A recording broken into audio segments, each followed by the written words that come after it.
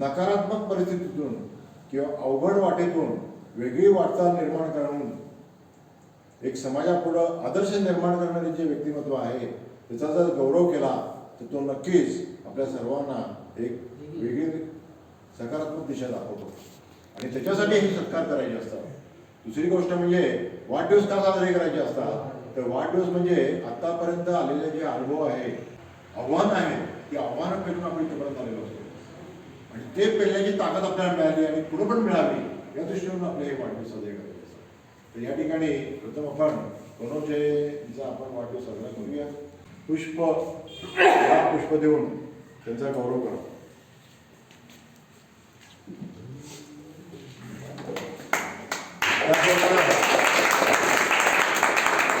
मी दादाजी साळवींना विनंती करतो आहे की त्यांनी ही छोटीशी भेट गजाननला द्यावी आणि त्यांचा गौरव करावा. तसंच मी गोल्डन त्यांना आमंत्रित करतो आहे की त्यांनी हे भेटवस्तू त्यांना देऊन त्यांचा गौरव करावा.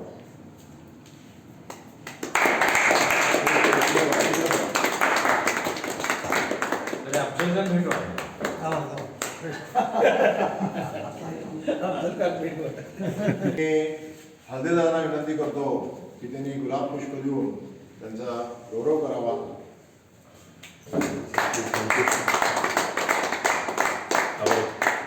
त्याचप्रमाणे मी आष्टेकर दादांना विनंती करतो की त्यांनी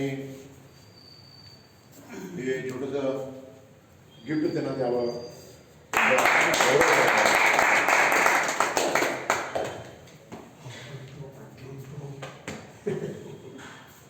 आज हिरा रत्न फाउंडेशन जे न्यूज चॅनल आहे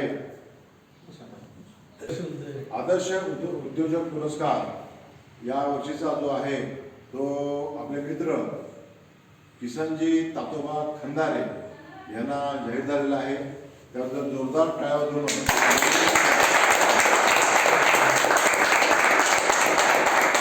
मी रमेशजींना आणि कदम साहेबांना दोघांना विनंती करतो आहे की त्यांनी दोघांनी येऊन त्यांना शाल आपल्या मित्रांच्या तर्फे शाल देऊन त्यांचा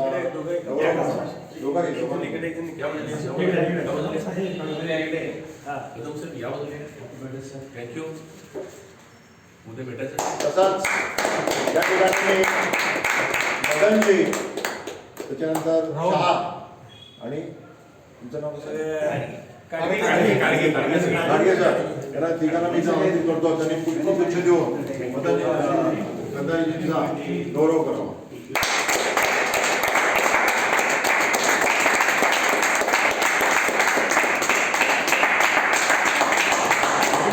किसनजी असं शौर्य जे काय तुम्हाला आणखी लाभ करत नाहीये पण विंदा करंदीकरांची जी काही कविता आहे त्याच्यावर तुम्ही जर बघितलं तर ती या व्यक्तीला ती लागू होते काय तर ती अशी आहे. असे जगावे दुनियामध्ये आव्हानांचे लावून अत्तर, असे जगावे दुनियामध्ये आव्हानांचे लावून अत्तर, नजर रोखून नजरेमध्ये आयुष्याला द्यावे उत्तर. नको गुलामी नक्षत्रांची, नको भीती आंधळी ताऱ्यांची, आयुष्याला भेटताना ही चैन करावी स्वप्नांची. असे दानगी इच्छा ज्यांची मार्ग त्याला मिळती सत्तर, नजर रोखून नजरेमध्ये आयुष्याला द्यावे उत्तर, नजर रोखून नजरेमध्ये आयुष्याला द्यावे उत्तर. पाय असावे जमिनीवरती कवेतंबर राहताना, हसू असावे ओठावरती काळीज काढून देताना, संकटाचं या खंडवून सांगावे आता हे 72, नजर रोखून नजरेमध्ये आयुष्याला द्यावे उत्तर, नजर रोखून नजरेमध्ये आयुष्याला द्यावे उत्तर. करून जावे असेही काही दुनियातून या जाताना, गहिवर यावा जगाचा साऱ्या निरोप शेवटचा देताना, स्वर कठीण तो काळाचाही क्षण प्रभावा कातर कातर, नजर रोखून नजरेमध्ये आयुष्याला द्यावे उत्तर, नजर रोखून असा आव्हानांना तोंड देत पुढे निघालेला आहे. आणि असं जात असताना संकटाचा मार्ग काढत असताना यशाचं जे काय म्हणतो आपण यश हे संपादन करून घेतात. आणि मी मुद्दाम जो आता आज सुविचार लिहिलेला आहे यश हे कायमचं नाहीये, तो सातत्याने चालणारा प्रवास आहे आणि तो कुठेही थांबू नका आणि असंच यश घेत घेत पुढे पुढे जावा. आमच्या सर्व मित्रांच्या वतीनं आपलं हार्दिक अभिनंदन.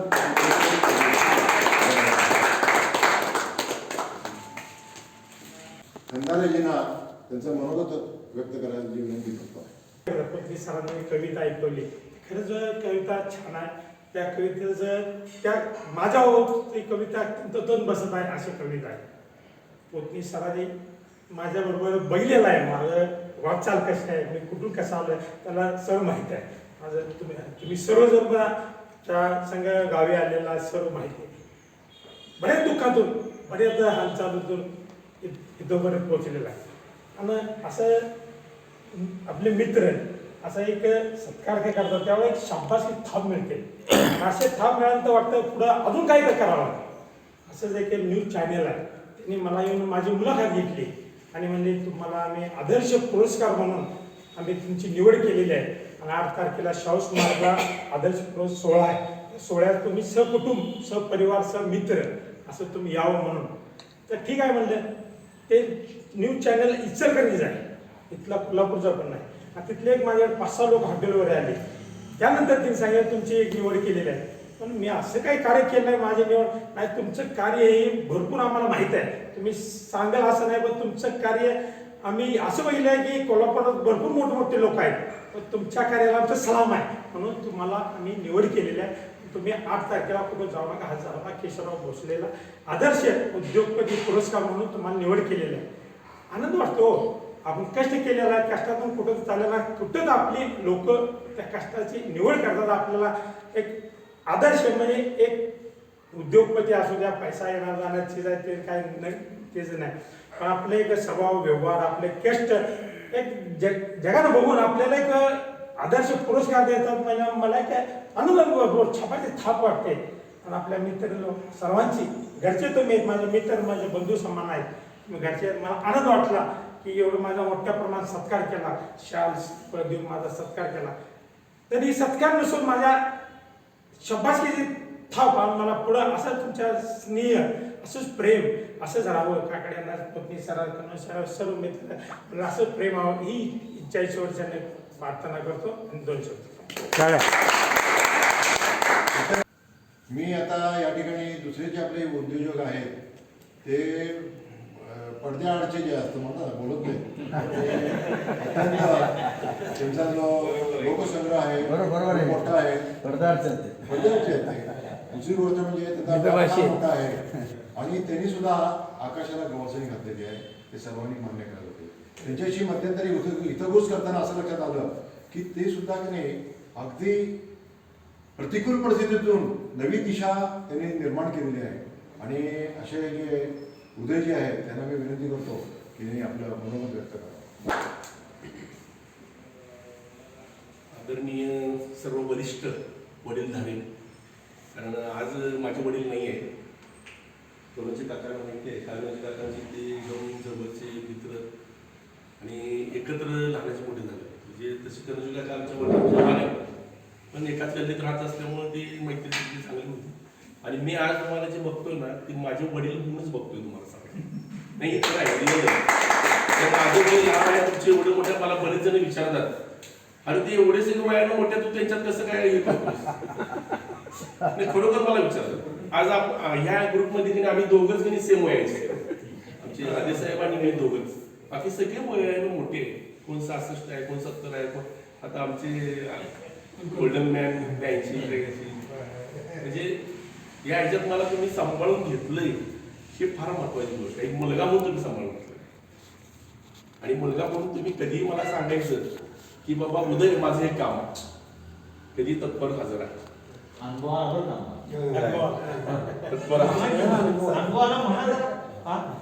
तसं बघितलं तर माझी पार्श्वभूमी काय अशी फार काय, वडील गव्हर्नमेंट सर्वंट होते, टाउन प्लॅनिंग डिपार्टमेंटला मालकरी होते, नॉन करप्टेड माणूस. कोल्हापूर जिल्ह्यातले जेवढे बिल्डर लॉबी की नाही सगळे त्यांना ओळखत होते. काय पण काम असलं की नाही त्यांच्या टाउन प्लॅनिंग डिपार्टमेंटला जायचं. महाराष्ट्र शासन नाही आहे, महानगरपालिका नाही, त्यांनी झोन दाखले म्हणा हे ते त्यांच्या डिपार्टमेंटने इश्यू झाल्याशिवाय पुढे काम करता येईल. तर पदार्थ चहा पासून त्यांना म्हणायचे बाबा हे ती मला चहा करतो. वडील आमचे रिटायरमेंट आम्हाला टेन्शन असायचं, टेन्शन होतं की बाबा कुठे तर प्रॉब्लेम नको व्हायला. कारण सरळमार्गी माणूस डिपार्टमेंटनं बरंच त्रास दिला. डिपार्टमेंटचे म्हणजे जवळचे जे होते ना त्यांनी त्रास त्यांना दिला, म्हणून आम्हाला भीती वाटायची बाबा कोणतरी चुकीचं काही करून त्रास द्यायचा आपल्याला. पण चांगल्यामध्ये रिटायरमेंट झाले. शेवटचे 7-8 वर्ष चांगली त्यांनी केली, आनंदाने घालवली माझ्याकडे. आणि अचानक एकदममध्ये एक्झिट झाले. आम्ही जरा स्ट्रगल फार केलं, कारण माझे बंधू जे होते ते कुशनचा व्यवसाय त्याचा, आणि मी जे काही उभा राहिलो नाही ते त्याचं मला काही फार मोठं श्रेय आहे. कारण मी त्याच्याकडनं व्यवसाय कसा करायचा असतो त्याने शिकलो. निलेशकडनं फार जिद्द चिकाटी ध्येय त्याच्याकडं होतं, पण त्याचं शिक्षण कमी होतं. म्हणजे शिक्षणात तो फार कमी होता, वडिलांनी आमच्या त्याला चुलत्याच्याकडे का टाकला बाबा कर व्यवसाय करत. पण मी त्यानं बरंच घेण्यासारखं त्यानं भरपूर होतं, ते घेतलं मी आणि मी शिकलो आणि त्यानं मला शिक्षणाला मदत केली. पण आज त्याचं माझ्यावर भरपूर ऋण आहे, त्यामुळे त्यासाठी जे काय करायला लागतं मी सगळं करतो त्यासाठी. मी आज शंभरपेठेची प्रॉपर्टी केलेली आहे, ती टोटल त्यासाठी केलं. तुम्ही 3-3.5 कोटी रुपयाची ती प्रॉपर्टी ती सगळी त्याच्याकडे झाली. मी त्या प्रॉपर्टीवर काही रुपया घेत नाही. का तर त्यानं मी स्ट्रगल केलं. मी जे बघितले ना आजूबाजूला लोकांनी किती त्रास दिला आम्हाला. तो जेव्हा काम करत असताना त्याची रिक्षा लागायची किंवा 2 व्हीलर गाडी लागली काम करत असताना तर लावू द्यायची नाही. त्याचं एक ध्येय होतं, दादा मला काय पण कर, मला रस्त्याची प्रॉपर्टी मला पाहिजे. 25 लोकांना स्ट्रगल करून मी ती प्रॉपर्टी घेतली, जवळपास 70-75 लाखाला. त्यानंतर ती पूर्ण इमला बांधला तो 2-2.5 कोटी रुपये घालून, आणि त्याच्याकडे हँडओव्हर केलाय. तिथे 4 फ्लॅट, ते हॉटेल आणि ते खालची गाडी आहे ती सगळी त्याच्याकडे. आणि त्याला सांगितलं की तू मेंटेन कर. त्याचं एक ध्येय होतं की बाबा तुम्हाला नगरसेवक व्हायचं आहे. आणि माझी पार्श्वभूमी म्हणली तर मी बरंच स्ट्रगल केलं, भरपूर. मी कोल्हापूरला चालत एमआयडीसीत जायचो 93-94, आणि एमपीएससीचं पण देखील मी एमपीएससी PSIच्या परीक्षेला 2 वेळा फायनलला जाऊन आलो. पण आमचं बॅडलक करणी प्रकरणामध्ये मी 2 वेळा बॅकफुट पडलो, कारण ते पेपर फुटायचे आणि ते परीक्षेच कॅन्सल व्हायचे. मग शेवटी घरातनं काहीतरी प्रेशर असायचं की बाबा काहीतरी कर. पण नोकरी करायची नव्हती, केलं तर चांगली करायची एकच डोक्यात होतं. मग साध्या कुठल्या नोकरीला लागणार सर एमआयडीसीकडे गेलो. तिथंही भरपूर स्ट्रगल. म्हणजे कोल्हापुरातनं चालत मी एमआयडीसीत जायचो, पैसेच नसायचे, मागायचे कोणाला. आणि वडा असायचं त्यावेळेला काही तो वडा बंदच पडलेला असायचं. म्हणजे जिथं कुठं बंद पडायचं तिथं चालत निघायचं. संध्याकाळी येताना मी जर निघलो 6 तर घरात कधी 8-9ला पोचायचो चालत. किंवा कोणाची लिफ्ट मिळाली नशिबानं तर त्याला काढून बसून यायची. पण जसं जसं गणेश स्ट्रगल करून काम वाढायला लागलं तेव्हा आमच्या त्या कंपनीने सांगितलं की आता उभे राहा, तुम्ही आता चांगलं सक्षम झालेलं आहे, तुमच्याकडे कधी चांगल्यापैकी कामाचं स्किल आहे, तुम्ही आता तुमचं युनिट चालू करा, आमचा सपोर्ट आहे. मग मी तिथनं माझी की सुरुवात निर्ली तांबगावमध्ये एका भाड्याच्या शेडमध्ये चालू केली. ते शेडची वस्तुस्थिती अशी होती की खालनं पाणी यायचं पावसाळ्यात, कारण ती गिरण होती, ती बंद पडलेली. 2000 स्क्वेअर फीटची ती जागा होती, 35 HP पॉवर त्यांच्याकडे होती, आणि खालनं पाणी यायचं. आणि आमचं तर पेपर वर्क मॉइश्चर पकडलं ना बॉक्स असे मऊ पडायचे. आणि माझ्याकडे तर कंपन्या मेनं बिस्टन, जवळ ग्रुप, रेमंड, सॉफ्टास अशा कंपन्या ते आली की नाही आम्हाला भीती वाटायची. आणि आम्ही न येऊन देण्यासाठी की आम्ही की नाही मटेरियल वेळेवर त्यांना पोच करायचो. का तर की शॉर्ट मटेरियल पडले की ती यायचीच ना, मग येऊन आम्ही त्यांच्याकडेच पहिलं मटेरियल पाठवायचं, तयार करून ठेवायचं. पण एक दिवशी आले आणि म्हणले हे असल्या ठिकाणी आम्ही तुम्हाला काम देणार नाही. मग त्यांच्याने वेळ मागून घेतला. त्यावेळेला 2005ला 40 रुपये रेट होता त्या तिथं जागेचा. 10 गुंठ्याचा प्लॉट घेतला बँकेनं. त्या माझं अकाउंट होतं, आपण हे तुमच्या अकरा बँकची आता झाली ते बलमी बँक. त्या बलमी बँकेत आम्ही अर्ज टाकला. त्यावेळेला मराठा बँक बंद पडली होती, त्याचा इफेक्ट त्या बँकेवर झाला होता. त्यांनी लोन द्यायला की आम्ही सक्षम नाही म्हणले, तुम्ही चांगलं तुमचं हे आहे पण आम्ही लोन द्यायला सक्षम नाही आहे, तुम्ही दुसऱ्या कुठल्या तरी बँकेत. त्यावेळेला साळुके साहेब होते, ते पण म्हणले उद्या थोडं दिवस थांबा, आपण काहीतरी प्रयत्न करू. तोपर्यंत मला एक आमचा मित्र असाच काही तुमच्यासारखा गाठ पडला, म्हणला आपण कॅनरा बँकेत जगत चलवून तिथं फाईल घेऊन गेलो, कारण कन्स्ट्रक्शन करायचं होतं. तिथं फाईल दिली. 14.5 लाख रुपये त्यांनी बिल्डिंगसाठी सँक्शन केले. आणि CC म्हणले तुम्हाला आता आम्ही 1 लाख रुपये देणार, कारण जसे तुमचे इथं आहे तसेच आम्ही कॅरी फॉरवर्ड करणार आहे. पण बिझनेस तर चांगल्यापैकी रन होतात. 1 लाख CC मी 1.5-2 कोटी रुपयाचा धंदा करायचो. ते पण आश्चर्य करायचे कसं करते ते. पण करायचं ती व्यवस्थित की नाही सगळं मॅनेजमेंट लावून करायचं. उधारी पण असायची आमची, तो उधारवाला जो द्यायचा ना त्यालाही सांगायचं 3 महिन्याचं क्रेडिट दे, इकडे येणारा पेमेंट आले की तुला. म्हणजे असे ट्रान्झॅक्शन व्यवस्थित बसवले नव्हते ते. त्यांनी 14.5 लाख इकडे तुम्हाला सँक्शन करतो बरोबर. त्यांनी बलमे बँकेचा मला फोन आला की साहेब तुम्हाला मी कर्ज मंजूर करतोय, आम्हाला तुम्हाला सोडायचं नाही आणि तुम्ही या. म्हटलं साहेब माफ करा म्हटलं, ऑलरेडी म्हटलं तुम्ही नाही म्हणल्यामुळे मी दुसऱ्या बँकेत जोडा लगेच तिने म्हटलं सँक्शन केलेलं आहे. नाही बघा काहीतरी थांबा म्हणले, आपण तुम्हाला द्यायला तयार. वाटलं 14.5 नाही म्हणले, 25 लाख सँक्शन केले म्हणते तुमचे. त्यांनी पत्र पण मला आणून त्याने घरात आणून दिलं. तर ती बिल्डिंग कंप्लीट केली, तिथं मग सगळं शिफ्ट केलं. त्यानंतर बरंच काम वाढलं. नंतर मँगोची कामं चालू केली, स्ट्रॉबेरी काम चालू केलं, डाळिंब काम चालू केलं. म्हणजे आमचा जवळपास टर्नओव्हर त्याने 1/2 कोटीवर गेला तसा. आज वर्कर माझ्याकडे जवळपास 50 ते 60 वर्कर आहे. म्हणजे यामध्ये बरंच काही आज सांगण्यासारखं आहे, पण मी शॉर्टकट सांगितलं तुम्हाला. आज आपल्याकडे त्यांनी ती व्यवस्थित 40-50-60 माणसं व्यवस्थितपणे आनंदाने त्यांनी काम करतात. जवळपास 20-25 वर्ष झाली रेग्युलर आहे ती कर्मचारी माझ्याकडे सुखानं समाधान आनंदाने त्यांनी त्यांचं बाळपण त्यांची सगळी केलेली. घर बांधण्यापासून गाडी घोडे घेण्यापासून त्यांच्या मुलाचे लग्न करण्यापासून सगळं त्यांना आपण आज अखेर करतोय आणि करून दिलेलं आहे. नाराजपणा करायचा नाही, कारण त्याच्याकडे सोर्स हा फक्त आपलाच आहे. त्याच्याकडे जर त्यांनी दुसरा सोर्स आहे तर आपल्याला आला नसता. हे डोक्यात ठेवून त्यांनी त्यांना आजपर्यंत टिकवलेलं आहे. माझा वाढदिवस तुम्ही एवढा उत्तम प्रकारे सुंदर प्रकारे, म्हणजे मला माहित नव्हतं आज माझं साजरा. मला वाटलं उद्या काहीतरी तुमचं प्लॅनिंग नियोजन असेल, पण सरप्राईज दिलेलं आहे. वय फक्त आकडा आहे, उत्साह मात्र कायम तरुण आहे. तुमच्या प्रेमामुळे माझं आयुष्य खरोखर धन्य आहे. आजच्या या सुंदर क्षणासाठी प्रत्येकाच्या शुभेच्छांसाठी मनपूर्वक आभार. ही साथ अशीच कायम राहून दे ही ईश्वरचरणी प्रार्थना. तुम्ही माझ्या पाठीशी राहून मनापासून इच्छा. थँक्यू, आभार. आज उदयजीने आपलं मनोगत व्यक्त केलं, त्यात असंच म्हणता येईल, सपने उन्हीं के पूरे होते हैं जिनके सपने में जान होती है, पंख से कुछ नहीं होता, होतोच एवढा होती आहे. आणि परिस्थितीनं त्यांना हौसला देऊन त्यांनी हे काम इथंपर्यंत आणलेलं आहे आणि खरंच एक सकारात्मकता निर्माण केलेली आहे.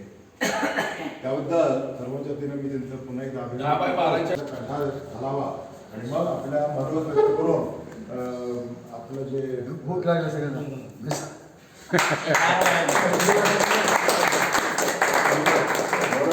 त्या कार्यक्रमाला जे सुशोभित आणले जातं श्री अशोक पोतनीस यांच्यामुळे, त्यांना मी फुलाचा मी बघा माझ्या तर 1-2 मिनिटं जे उत्सव मूर्ती कनोजे आहेत त्यांचं आपण मनोगत ऐकूया आणि मग आपण लगेच नाश्ता करायला जाऊ. महावीर अर्थ क्लबचे सर्व सभासद मित्र बंधू, तुम्ही या माझ्या कार्यक्रमाचा उत्साहानं हजर राहिला त्याबद्दल मी सर्वांचे आभारी मानतो. असंच माझ्यावर तुम्ही प्रेम ठेवत जावा, कारण मला म्हणजे सगळ्यात पाठिंबा पैप्रमाणे म्हणजे सगळ्या तुमच्या लोकांचा पाठिंबा आहे. त्याच दौरान मी आजपर्यंत इथं आलेलं आहे. तर असं मला पाठिंबा तुझ्या राहून एवढं मी येऊन फक्त भेटत जा, येऊन फक्त भेटत जा. काय पाहिजे तुला तेवढं फक्त सांगत जा. अरे मित्र असतात कशासाठी, आम्ही फक्त मस्त जगतो, तसंच तू मस्त जगत जा, तसंच तू मस्त जा. पार्टी नको मित्र तुझी, येऊन फक्त भेटत जा, येऊन फक्त भेटत जा.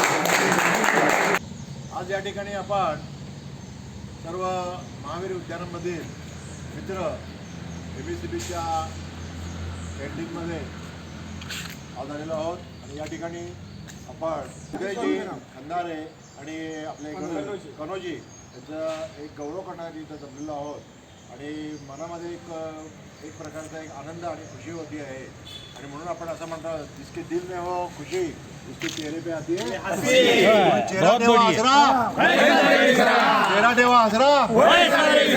धन्यवाद धन्यवाद धन्यवाद. थँक्यू. सर्वांना धन्यवाद.